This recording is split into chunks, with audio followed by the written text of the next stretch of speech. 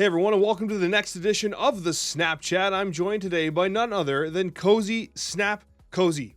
Crazy week in Marvel Snap. Not one, but two cards came out. Completely different cards. I think pretty damn cool cards. A lot of different flavor here, a lot to discuss today on the Snapchat. So let's get started with Baron Zemo. Cozy, I'm going to give you the floor. What are your thoughts on Baron Zemo? Yeah, to reiterate what you said, I love that we had Hope Summers and Pixie. Meta card, fun card. Kind of the same this week, right? And we start with the fun option, who's good too. You know, I think we both gave him a 3, maybe a 3.5 is what we kind of landed at. And that's probably about where he's going to land ultimately. But man, is he a ton of fun. And he's surprisingly like a bit more flexible than I thought he would be. He does average kind of the same stat line. But man, I've enjoyed my time with Baron and definitely like one of those I'm excited to get back to. I really enjoy the mill archetype. That's what I liked about Baron. I like that milling is actually a thing. And I mean, I don't like when it's being done to me, full disclosure. I think it's infuriating. So I think finding a balance between mill being a good, comparable, like competitive deck versus mill being so damn annoying that everyone hates it is going to be a difficult balance. I do think the card is statted in a way that it's fun playing. I think pulling a card from their deck is fun. Generally speaking, people run good cards. I like it. I actually really like the card. It's been fun. See, for me, I like Mill, but what I've enjoyed about him and where I put him immediately was, and we can talk about it in a sec, but I like when you're not all in on it, right? When you have a couple of cards that Mill, that's enough heat for me where I was like, oh, and I had like, I think 3 or 4 in the deck, but still it's like, when you go all in on like the delete their deck, it just oftentimes it's like you're kind of missing something in there. And I felt like he was really good combined with like a couple of other cards. And then you're able to put on that aggression and really kind of telegraph the game from there. So yeah, he's definitely cool. Every game's a little different. The sound effect of when they don't have something to take is hilarious with the trombone. Yeah, I love him. It's actually something worth noting there. Marvel Snap's all about fun. Like definitely we love this game. I am not going to sleep on the effect. I think the effect adds a lot of flavor to the character, a lot of flavor to the card, and it makes it more fun. Like just same way Gladiator does like the little swear. I like those touches. Yeah. Those small touches I think are what like really separate Marvel Snap from other games. That feel, that interaction with the board, that like you're kind of playing with these characters. These aren't just cards, they're personified. Yeah. That's really important to me. Yeah. And I think that Baron, and I mean, even Hope Summers, how like you hover and like she does like the flame things and stuff like that. That's really cool to me. And I think that the more that Marvel Snap does that, the better this game is because it's just more engaging and more fun, and that's what it's setting out to do. Yeah, I remember they were working on Conquest, and we had like maybe 5 months where they didn't do the VFX on the cards, and I missed that because I do love like even Deadpool or whatever it might be. Like each one is starting to get its own thing, and it does. It feels right on time. Now there are a couple that are like rather not maybe annoying, but like okay, like let's go. But like Infinite, man, like I when he got his, it was fantastic. Baron, yeah. So Baron going to like the decks that I played him in, really, man, you know, I did the mill thing, but loved him in the Patriot build, man. I thought he was so fun to have as this like, hey, you're already using Absorbing Man. He already kind of works with that deck. He kind of helps out Mockingbird as well. But he just kind of worked with the other cards. Gladiator, we ended up putting in there, and then I had Yondu, which I felt was interesting. But yeah, you combine that with the Dazzler and the Surfer, it's fun. Yeah, honestly, like there's so many different shells that it's working really well in. I really liked what you had done there because like again, Gladiator, you're milling, but you're putting a ton of power down. You're disrupting, but you're putting power down. Zemo's doing the same thing, but you have those like those combo patterns that really give you the opportunity to steal a game. You also have snap conditions, right? Like Broodabs, man, and like, you know, Mockingbird. Like I really liked how that was designed, and it really showcased the potential power of Baron. Because even as a 3/3/5, like the one thing I found, to tell me if this happened to you, I was playing these greedy ass decks where I'm like Yonduing, Cable, Gladiator, and then I go to play Baron later and there's no cards to draw, and he just comes in by himself and says like, really, nobody? Yeah, right. Yeah, no, to its point, like it's like he just putting him in archetypes that needed a little bit more of a boost is where it was fun. Like maybe Dazzler doesn't need to be in every deck, but like that Patriot deck was already having Surfer as this like kind of backup plan, and it's like, hey, I'll take another 3/5 with Gladiator, another 3/8, and then you keep that up. Like Maximus didn't work out quite how I liked it. There was a couple cards, but I did like, you know, I was doing like Black Widow with Maximus and trying stuff there. Baron, what I like about him the most is his whole kit. He does it himself. Like, he can do his own thing, but then you can make that work in a lot of decks. I don't think he's going to be talked about 5 months from now, like as in this meta card. But he's a welcomed addition to the game. I'm gonna like counter that slightly to say that I think he's an important piece for a potential new archetype in Mill. Because without him, no one was talking about Mill, right? No one was. No one's playing those cards. So I mean, like, I think that we might be talking about him in 5 months. We don't know what cards are coming out in 5 months. And like Mill might be 1 or 2 releases away from being ridiculous. Yeah. And I think like, again, I think being able, the opponent knowing what you got and all that, like they balanced it out well, to your point. I don't know if Snap will ever lean super heavy into Mill. I'd be surprised if we got another Mill card in a while, is my take. Like that, I think it took us how long to get this one almost, right?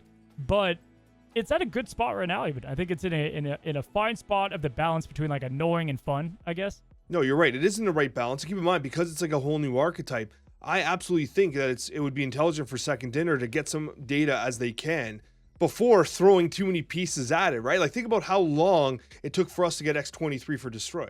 Right. Think about how long it took for us to get the Black Order season for Discard. Discard was a deck, when they nerfed Chavez, Discard was dead, like completely dead. We got Black Knight, but Black Knight needed buffs and stuff like that. So like these incremental improvements to these archetypes, I think are super important, right? One thing I want to ask you about Baron Zemo is, do you think that this card is going to be one that becomes more relevant in the Infinity Conquest week? Ooh, yeah, it depends. It depends on the decks that are doing well during that time. Again, I think he slots well into Surfer. I think he does pretty good into even Sarah decks. At like, you could almost make him work in there too for the value play. He's certainly better in Conquest. I mean, certainly better. I mean, that was evident when I played him. Very evident in that. Yes and no. I don't think it's gonna be this major tick up, but yes, he'll get played more in Conquest Week, no question. Okay, that's kind of what I figured as well.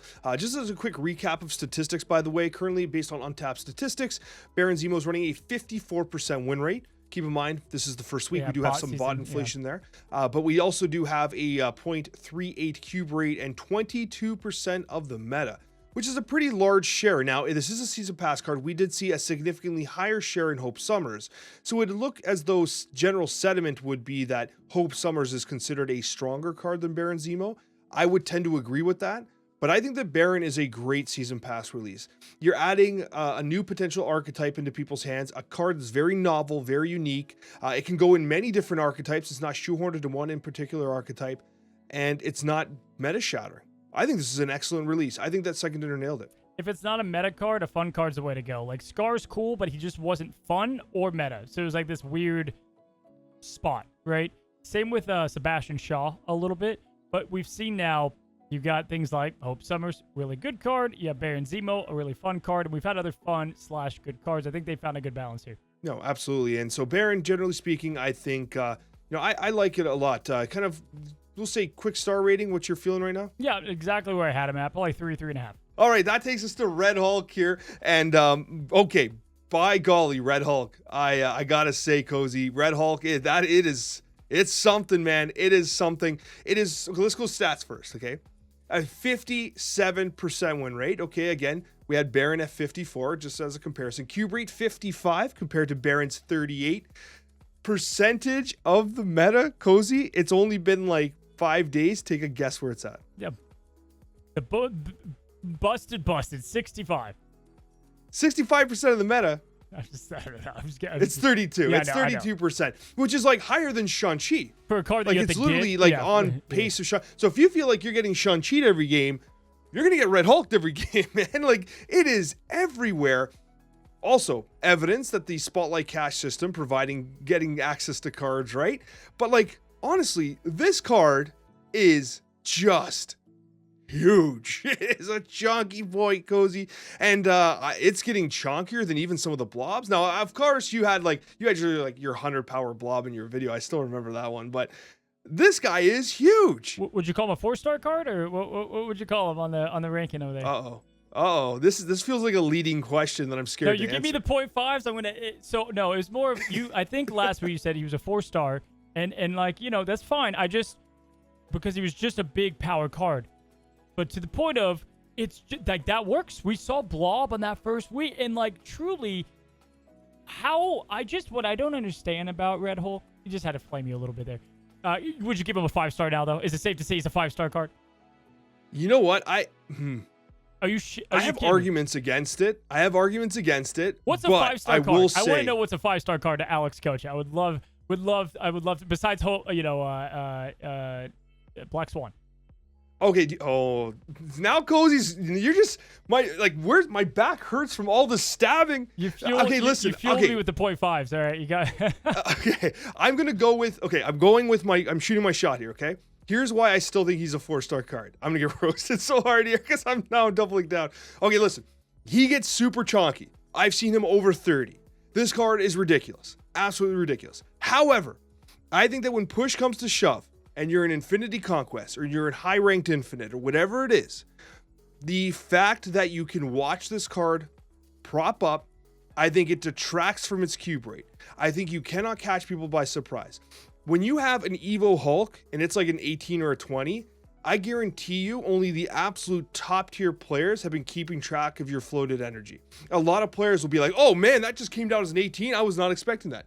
I was in the top 1,000, and I'm telling you, I got hit with Hulk, so I was like, I didn't realize they skipped that many times, right? And so, when it's ticking up, not only do they know that you have it, right, which makes Shang-Chi a little more of a reliable play for your opponent, but I think their retreat situation is much more clear. They know you have it. They know where it might be going. And so I think that ultimately will pull some cube rate off it. But oh my God, if we're talking power... This thing's as 5 stars it gets. I mean, I think you're explaining the con of them for sure. If Baron is almost a 4, even putting Red Hulk in the same category is disrespectful to the card. That's fair. You're right. No, I do admit you're right. If this isn't a 5, I don't know what is, and I'm not afraid. You guys can roast me for giving it a 5 last week and now this week. What is at this point? I don't know how in testing they were like, 610. I don't think 610's enough. I just don't I have no idea. The one power buff? Yeah, why? I just don't. We look at what is this? The U.S. agent, and they're like, they gave him a power buff, probably because he sucked. Probably could have given him another one. This guy, they were like, yeah, throw it on there. Just put another one. It just blew my mind that this card came out the way he was. I'm fine with having a Mega Titan card every now and then. To your point, yes, the biggest con about him is you see him rise up, and in general ladder that can hurt you. I still think in Conquest, it's like, okay, you're still gonna win. And any competent player playing against High Evo Hulk knows they look at the lanes and they're like, odds are they have Hulk. I should leave. Right? It takes that out of it. I understand that. But, and not saying you're not a competent player if you don't feel that way. I like the mechanic of letting them see it. It's cool. I think it's very needed for the card. But there's just I just don't see a world this doesn't get nerfed. I don't see a world. Yeah, it definitely gets nerfed at some point for sure. And I think that's correct. It's for the record. I'm just going to go on record here. Cozy's correct. This is a 5-star card. However, what I will say though is that chance of it getting nerfed relatively high. But the cube rate thing kind of holds me back. It really does. But it feels like, why would you play Blob when you can play this? Why would you? You can. And I like the gameplay deck. Interactions. I think people are going to get sick of this card in a week and a half, dude. You could put this in any single deck. Yeah, take any archetype and you put Red Hulk in there. Okay, I can name them literally Patriot. You can do Silky Smooth. You can do Loki. It doesn't matter. Actually, I think that's if you look at it right now, Red Hulk as that last card is his own win condition, right? And so most decks need a win condition, and then they have other ways to get other win conditions. Red Hulk single-handedly has his own. The Blob needs bigger cards in there, so he isn't as versatile. This card, even if you're seeing him grow, you can't always fill out that energy. And so that's what makes him so crazy. And I think it limits deck design. And ultimately, that's why I think they do take him back. They've got a lot of knobs, though, to twist, bro. They can do the 11 power. They can do the +3 power each turn, not +4. Still would be stupid good. I don't know which one they do, but yeah, it's tough. You could even make him if he's a 6'12" that gains +2 every time or +3 every time.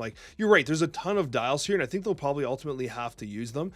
One thing I will say that I really like about it is it's kind of funny. I was talking about how the cube rate of the reveal in the hand. I think it's actually really cool though that it reveals in the hand, because when I see that happen to my opponent, my planning as the player who might have Red Hulk slammed on in their face, the game changes. The way I curve changes. Like, for instance, there are times where I'm playing Zabu on turn 3, where it's like, it's still probably the best play so I can double up on turn 6 with my 4 costs. But if there's a Red Hulk there, I think twice about it. Because I'm like, maybe I just curve out. Maybe I just play that Rock Slide. Maybe I just play the whatever. I don't play Zabu, right? I don't eat that. I have to eat the energy or else that Red Hulk can just become a problem. I really like that element.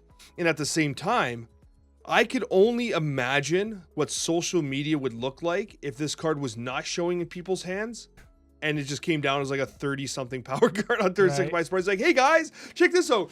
Right. Like, I think there are cards that we have seen in data mines and we're like, man, that's going to be good. And I think this is what's tough about Snap. Like, I whiffed. I still think I like War Machine. I'm gonna grab that. But like, to the critics, I whiffed on War Machine a bit. Fair enough. He looked like he was going to be absolute insanity, right? Mobius we looked at, okay? We knew he was going to be stupid. In fact, he got nerfed to the sun, then came back, still stupid. Red Hulk we looked at is like, how is this not going to be a stupid? Every now and then there's a card that's just obviously really, really good. And it's typically the simple ones. The more simple, the Coal Obsidians. The Super Giants are tough to rank. The Red Hulks, power. Like, power.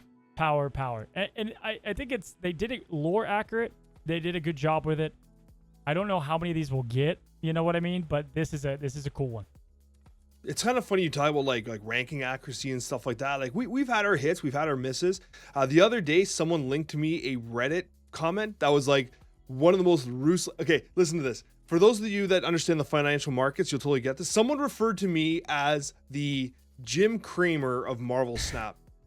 And I was like, that is the most offensive thing anyone's ever said to me. Yeah. Like, there are literally like people that have these like funds where they do called the inverse Kramer, where they'll do like, if he says buy a stock, they'll do the opposite. They'll sell it. Or if they say, if he's like, sell the stock, the company sucks, they'll buy it because everything he says is ultimately wrong. So I'm apparently the Jim Cramer of Marvel Snap. It is a, we don't speak up on it enough. Like, first of all, we're making decisions. We're first in the Snapchat, we're just like, we're not even playing the cards. We're just whiffing off of like what we think, right? And that's hard to do. Then you play it and you have one play testing day, which like, this isn't the case, but let's say you had Martyr and let's say you just kept winning. Like, you just won no matter what deck you play. Sometimes the stars align. You're not going to think it's a bad card.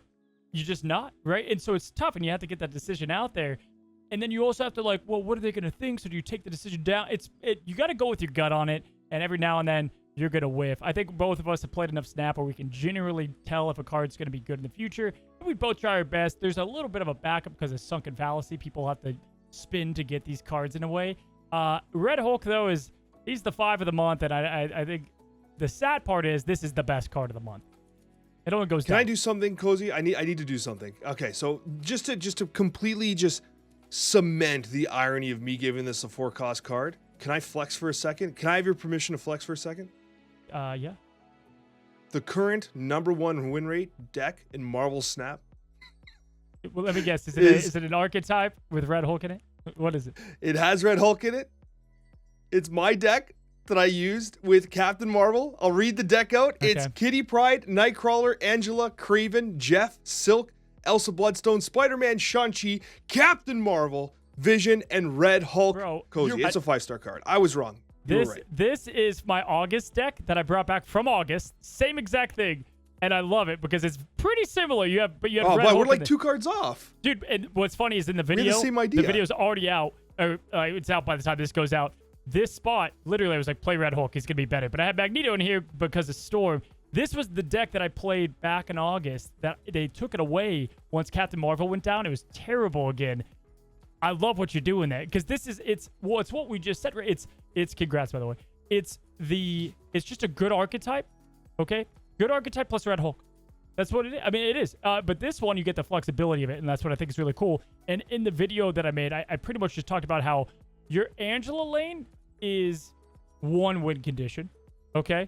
And then if you just get Red Hulk, you know how hard it is for them to catch up to that? It's so hard, man. Plus you have Captain Marvel. Plus you have Kraven building up the power. Plus you have, in my version, Storm and Magneto, so you can shut down lanes early. Or the tech card with Shang-Chi. It's so hard to beat these, man.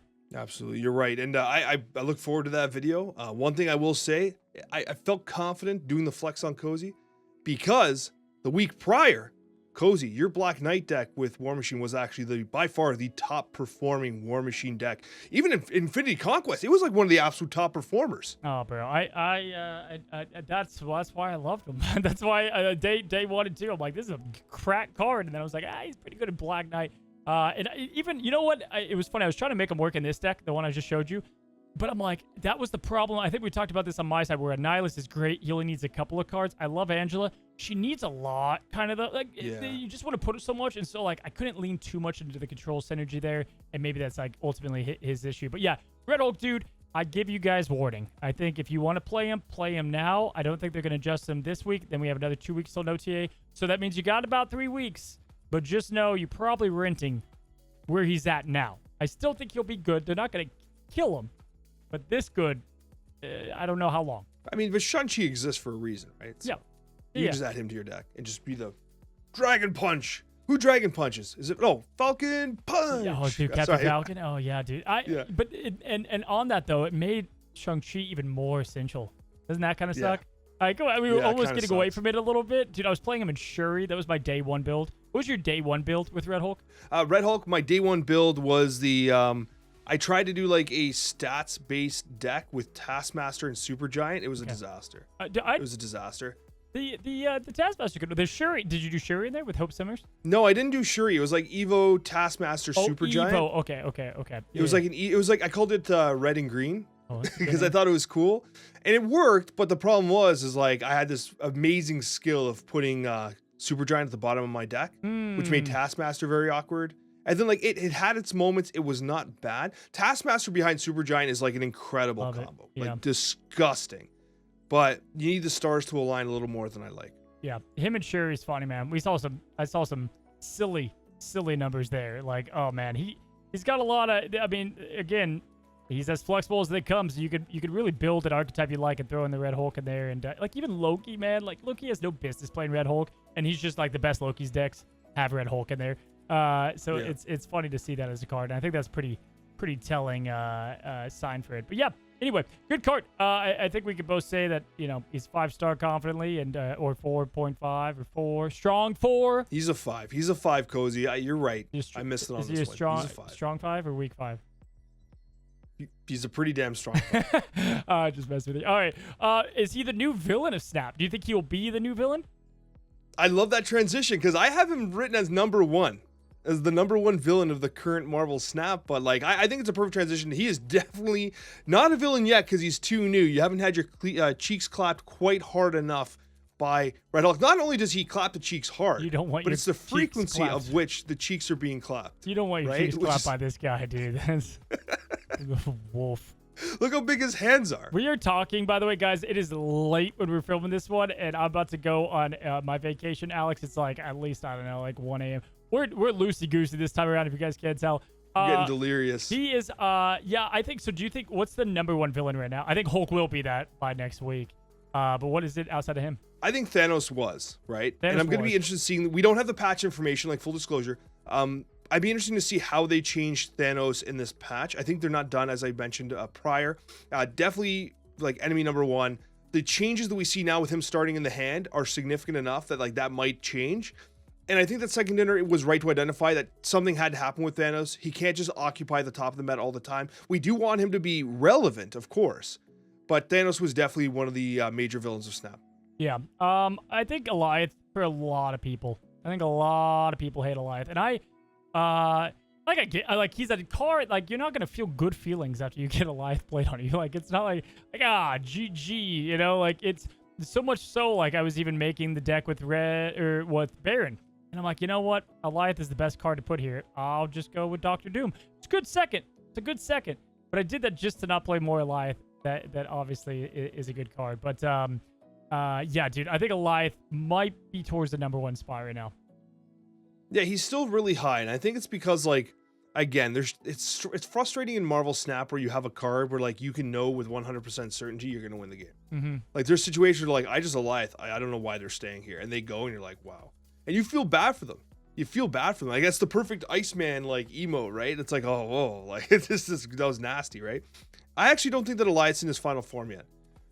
I don't think that this is the permanent solution for Alioth, because like it kind of ruins Invisible Woman. I think it's impacting cards in ways that shouldn't be. But to think that it used to be a 6/5 that just deleted the entire turn. Like there's some moments where like I have these shower thoughts and like, why didn't I just play that card until I blacked out? Bro, like honestly, I say that with so many. I know this time with Red Hulk, I'm playing him because I didn't play Loki enough. I didn't play him enough. Like, yeah, no, I feel you there. Arrow. Yeah. Oh man. Hey, don't. Come on. It's too late. OG Arrow. Do you remember those days, Cozy? I know you remember those days. I'm getting hot. I'm getting sweaty over here. Can we move to the next villain? I'm pass. We can. I have a villain to talk about, and it has a similar play meta share of Alioth. Alioth holding an 18% meta share. Also 18% is Mockingbird. Mockingbird occupies an 18% win rate here. Not win rate, sorry. Yeah, that would be really bad. 18% meta share, and partially because of Thanos. Like, let's be honest, because Thanos really propelled it. And we talked about in our prior review of Mockingbird. What's frustrating for me is that Mockingbird was so good elsewhere. It was so good in Patriot. It was so good in Zoo. The fact that it made Thanos even better, and that's where it was being seen all the time, I think it made this beautiful card like get a negative reputation it didn't deserve. Yeah, I'd be surprised how long she lasts as a 5/9 too. I think she could go down to 5/8 potentially. I don't think they'll make it like a 6 cost. I don't think that's gonna happen. But yeah, I agree. I think Thanos did that for a couple cards. I think made them people hate them more because they're in there rather than just like existing, which happened at the right time. Like Red Hulk, if Thanos never changed, we'd go right back to having the same thing. Yeah, we'd have the same exact thing there. But yeah, I think Mockingbird. Do you have like a personal villain? Like, who's Alex's villain? Like the thing that I hate playing against the most? Yeah. Like, as of recent, anything? Oh, man, I got to think about that. Like, not really. I try not to tilt. Like, Marvel Snap is one of the games that, like, it feels really hard to tilt in. Like, I've tilted before, but generally speaking, like, yeah, it feels so fun to play. You just go next. It's not a big deal. To think about the cards that tilt me, I would have to say for a while it was Galactus because it was so uninteractive. Like the original OG Galactus was really frustrating. But to some degree, I feel like Alioth might be it. Not because I don't like the card or I hate the card or anything like that. I don't like how final the turns feel. I don't like when I feel like I could catch up and then Alioth is just like, I can't play the turn out because, well, he's winning 2 lanes. So he's the villain of Snap. You know what I mean? Yeah. There's some great moments that could happen in the game that get just kind of squished. They don't exist. They're not allowed to exist because Alioth exists. There's a card that I just played a lot of, right? So it's funny to come back on it, but I'm telling you when I play against it and why I made the deck with it, it might be this. This might be my villain. This is a POS card, man. This card bugs me, but I also I love it and I get it. It's a combo card. You have to have things go. You know what I mean? Like today, man. I won with the deck with spider control as I call it, because this guy played this card. He got the pop off. You know what I mean? You get the snap. You're like, I'm staying. Then he blades the infinite. You're like, okay. Then he has that, and you're like, okay, hold on. I stormed a lane. I won that one. That was already done. He plays his Ebony. He's like, it's done. I magnetoed this card. That was the only way that I can even think of to deal with this, and then I magnetoed it into the infinite lane. Like I blew my. I'm like, Magneto lost his lane. But that's the only way to deal with Ebony Blade. Audio listeners in shambles. You didn't say the name of the card for like 2 minutes. Ebony Blade, Ebony Blade.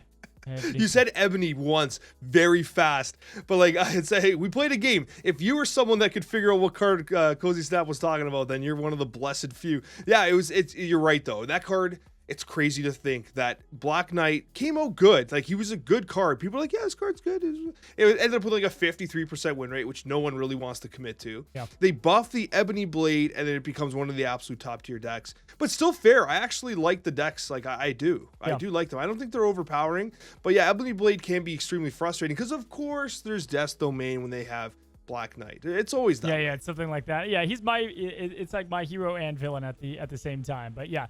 Definitely a lot of villains to be, coming out with Red Hulk probably around the corner. Cozy for me, Cable. I think Cable's going to be an emerging villain as Baron Zemo gains in popularity. The mill effects start happening more often, and we would be remiss not to mention because we could bait engagement on the YouTube video if we want by not bringing up Shang-Chi. Do we bring up Shang-Chi or not? Do we leave it? I feel like Shang-Chi is just like Black Knight, where he's your hero and villain. Like no one hates him because they love him. He's Vegeta. They needed it. Yeah, dude, kind of, pretty much. I mean, like you have to love him, but then you hate him. It's just every time. I mean, and it feels like when you hate him the most is like Monster Island pops up, and you have Shang-Chi in their deck. You know they've got Shang-Chi in their deck. You don't get your Shang-Chi, and what happens to your side? Punted. That monster just goes right to hell. That's when you probably hate him the most. I agree, absolutely. But I was thinking about this. This is one of those moments I was zoning out a little bit. I don't remember anything you said. But what I will say is that, like, okay, so you're a Dragon Ball Z fan, right? Yeah. You love Vegeta? Is water wet? So there's this really iconic moment that I will never forget, that I absolutely love. One of my favorite scenes in all of shows. It's when Vegeta is powering his final flash against Cell. Oh, yeah. And Trunks classic. is like, "You're gonna destroy the whole planet, father, right? You gotta stop it." And he just does, and he just blasts the whole planet, and like those like church bells are ringing, and the whole planet just gets. Oh man, tell me that's not one of the absolute best scenes. I love it. I can watch that on a regular basis. Got some chills right now. And the whole Cell saga. Ooh, yeah, it's good. It's good. That's a man. Vegeta's got a couple moments like that where you're just like, he's got. I mean, he's up there with like a core list of a few as my favorite arcs, like, you know, yeah, of all. Has to be, like, just amazing arc altogether. And like, I don't know, if you don't know anything about Dragon Ball or Dragon Ball Z, just know that Vegeta's the absolute best. And I actually haven't watched GT yet or any of the other ones or Dragon Ball. There's a new one, Super. Is it Dragon Ball Super? Yeah, I haven't seen that I've yet. stuck to the old ones for now, but one of these days when I retire from YouTube. All right, and we got a couple mailbag questions, and hopefully there's no questions about Dragon Ball Z in there. I don't think there are, because, well, there's not, spoiler alert, but let's talk about a couple things. Now, this one's not even a question, it's just a comment. We talked about the signing last week and the cards that we would sign, and someone, and the name by Ryan L. Fadden, did mention that Alex should 100% sign for Jeff. He's been a day one Church of Jeff disciple, and Alex has to help the little guy out. Hard to sign when you got flippers and fins. Is that just a call out? It's not even a question. I just thought I would say that Jeff apparently I should be signing for Jeff, because my options were what? Howard the Duck, and what garbage did you suggest? I'm tired enough where I was like waiting for the question. I was like, man, did I miss was it something about the flippers? You're tuning out now? I'm tuning out when you're talking. Now you're tuning out when I'm talking. Chavez. Ah, that's right. Chavez was a good call too, though. But Jeff, okay. You've had a lot of eras, bro. You've had your Devil Dinosaur era. You had your Chavez, your Captain Marvel, Jeff. You hated Thanos for all that. You liked Thanos. You've had some eras. Okay, so you're just 100% an Arrow. You've been a committed man. So you're saying that I'm a what's the word? I've got a couple. I've got a couple.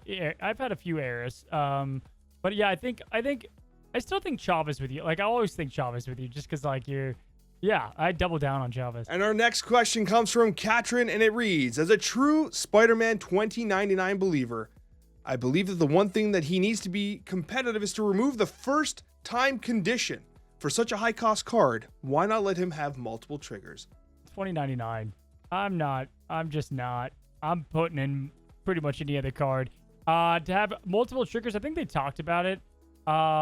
It's the same with like Hercules. Hercules doesn't have multiple either. I think once you give him to one, you get a little dangerous. I mean, you would have to lower the stats significantly if you gave him that. He'd be cool, though. I think it'd be really fun to have him as, like, this kind of Gambit-y card. Where, like, you don't know what card you're going to hit, and he's, like, really bad statted, but you're able to do that. Maybe make him, like, maybe even take him down to a 3 cost again, and then, not again, but take him down to a 3 cost and give him low stats, but allow him to ping-pong all over. What if he was, like, a mobile version of Kingpin, where he debuffed the cards as he moved? Yeah, that could work too. Yeah. Okay, cool. There's an idea there. And the next question comes from the D-Knight, and it reads, this was a quick one. Is there any concern for cards not having an effect that's indicative of the character that it encapsulates? Yes. We talked about it with Captain America a little bit, where we were saying how, like, it just doesn't feel right. Like, I get it. He's, like, helping the team out, right? But it just doesn't feel right. I mean, I think we've answered this before, and I feel like I always go back to this. I feel like Doctor Strange just always doesn't feel correct. I get the portals thing. To me, he never feels right. I don't know. I'd like him to be different. Like, it feels like Doctor Strange should have Kang's ability, except not crap. Yeah. Fair enough. Something like that. All right, our next question comes from that guy, and it reads, what do you think would improve the new player experience? I'm about halfway through Pool 3, and it can be very rough as I'm missing one or more key cards from several archetypes and makes me feel less efficient than most of my opponents. Second Inner knows exactly what cards are the best in the deck, and go ahead and highlight those in the store as a little package. You can get Venom, Nolan, Death as one little thing for X amount, or whatever that might be, or like, not even that, like you guarantee your next 3 openings are those cards, and you get to pick one of those a month. Whatever that is, that's the ticket. Yeah, so less for you bundles and more good bundles that actually help players like succeed. Or not even a bundle, but a feature to like, yeah, pick your path, choose your adventure, destroy, discard, whatever. Oh, that's a cool idea. Imagine new player experience had like a comic book that you choose your path and then like you unlock cards and stuff. Now I'm just developing a new game at this point, but actually didn't DC Dual Force do that rip? No, I don't know. They're bad now. Anyways, the last question, because Cozy and I, we have to hit the hay before we both black out on camera, and it reads, what are your top 3 tips for climbing the ladder quickly? I got tips. Give me your tips. Okay, I would play a consistent deck.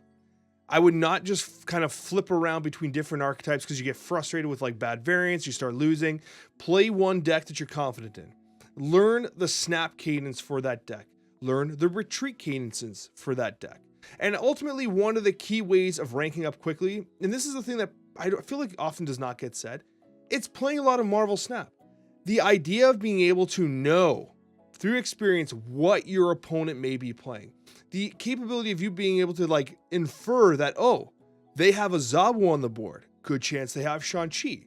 Those types of experiential kind of learnings will help you make better decisions with your snaps and your retreats. They'll give you more opportunities to like not lose 8 cubes when you're like, oh, I'm losing 2 locations.